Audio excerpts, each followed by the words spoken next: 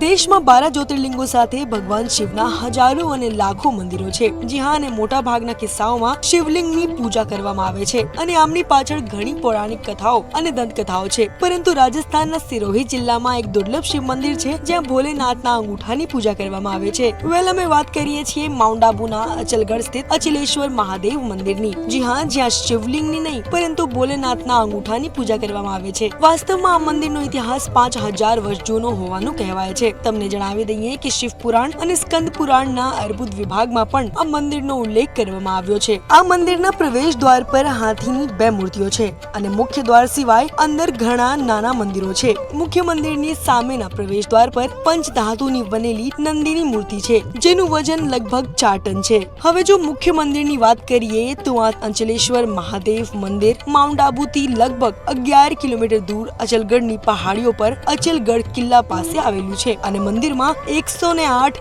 નાના શિવલિંગ છે। સાથે નજીકમાં ઘણી પ્રાચીન મૂર્તિઓ પણ સ્થાપિત છે। વેલ ગર્ભગૃહમાં અર્બુદ નાગની પ્રતિમાની મધ્યમાં એક ઊંડો ખાડો છે અને આ ખાઈની અંદર ભગવાન શિવના અંગૂઠાની પૂજા કરવામાં આવે છે અને એવું માનવામાં આવે છે કે આ મંદિરમાં ભગવાન શિવના અંગૂઠાના કારણે માઉન્ટ આબુના પર્વતો ઊભા છે।